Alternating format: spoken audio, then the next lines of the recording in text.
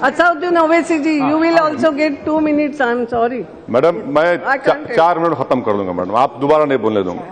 Madam पिछले 3 साल में जो मॉब लिंचिंग के वाकयात हमारे मुल्क में पेश आए हैं, इससे हमारी आंखें खून के आंसू रोती हैं, रूह तड़पती है, जिस्म कांपता है और दिल लहूलुहान होता है।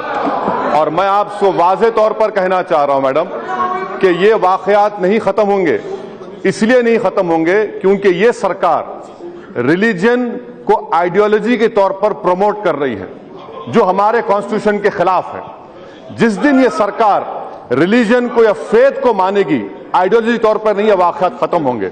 दूसरी बात ये कह रहा हूं कि क्यों खत्म नहीं होंगे, जब तक बीजेपी कल्चरल नेशनलिज्म को मानेगी, इस मुल्क में मॉब लिंचिंग होते रहेगी, दलित और मुसलमान मारे जाते रहेंगे।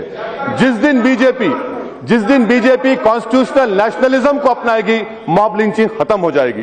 तीसरी बात मैडम, ये सरकार अपने कॉन्स्टिट्यूशनल ड्यूटी में सरासर नाकाम साबित हुई है। ये किसी की भी जान बचाने में नाकाम साबित हुई है।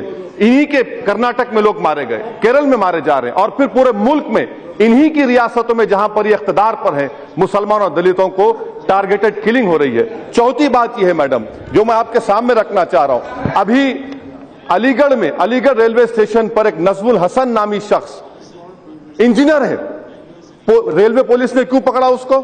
वो शख्स बुर्खा पहनकर ट्रेन में जा रहा था और रेलवे पुलिस ने पूछा क्यों पहना तुमने बुर्खा, तो उसने कहा कि 3 दिन पहले मुझे लोगों ने मारा था, मैंने अपने आप को मॉब लिंचिंग से बचाने के लिए मैंने बुर्खा पहना।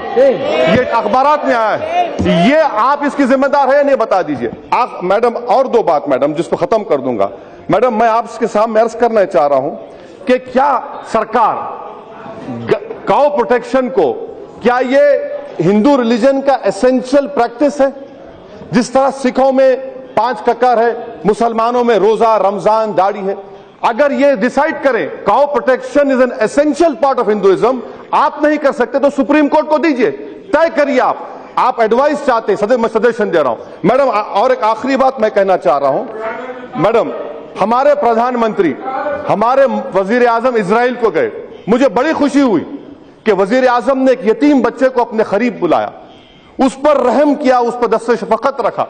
मैं आपके जरिए से वजीर आजम से पूछना चाहता हूं कि जिस तरह वजीर आजम ने एक मोशे नामी बच्चे को, जिसके वालिदैन को पाकिस्तान के दहशतगर्दों ने जान से मार दिया था, क्या हमारे वजीर आजम अपने घर में इखलाक के बेटे को बुलाएंगे, जुनैद के भाई को बुलाएंगे, अयूब खान के खानदान वालों को बुलाएंगे, कर्नाटक में आपके लोगों को मारने वालों को बुलाएंगे, बुलाकर उनको गले से लगाए वजीर आजम? अगर मोशे को गले से लगा सकते हैं तो यहां पर जिन लोगों ने उनको मारा वो भी टेररिस्ट से कम नहीं है मैडम। और मैं आखिर में आपसे अर्ज करना चाहूंगा मैडम, आखिर में आपसे अर्ज करना चाहूंगा कि जुनैद के वाकये में FIR में लिखा गया कि उसको क्यों चाकू मारा गया, कि तू गाय का मांस खाने वाला, इस पर चाकू मारा गया। और किसी को 30 दिन में बेल हो जाती?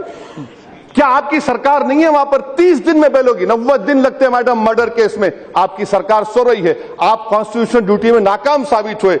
मैडम मैं आखिर में आपसे कहना चाह रहा हूं कि वजीर आजम अगर वाकई में सच्चाई को मानते हैं, जबानी खर्च के कायल नहीं है, तो मैं वजीर आजम से कहूंगा कि आपके शैडो आर्मी को रोकिए। और मैं आपके जरिए से मैडम, हिंदुस्तान के हमारी 5000 साल की तारीख अगर है, हमारे हिंदू भाइयों से कहना चाह रहा हूं, बचा लो अपने आप को हिंदुत्व से। हमारी लड़ाई हिंदुइज्म के खिलाफ नहीं है, हिंदुत्व के खिलाफ है। इस मुल्क को इससे बचाना है। यह हुकूमत हिंदुत्व को प्रमोट कर रही है और टारगेटेड किलिंग कर रही है मुसलमानों और दलितों की। ये नाकाम साबित हुए हैं। मोदी सरकार की हुकूमत जब तक रहेगी, मॉब लिंचिंग चलता रहेगा। शुक्रिया madam. Thank you honourable minister.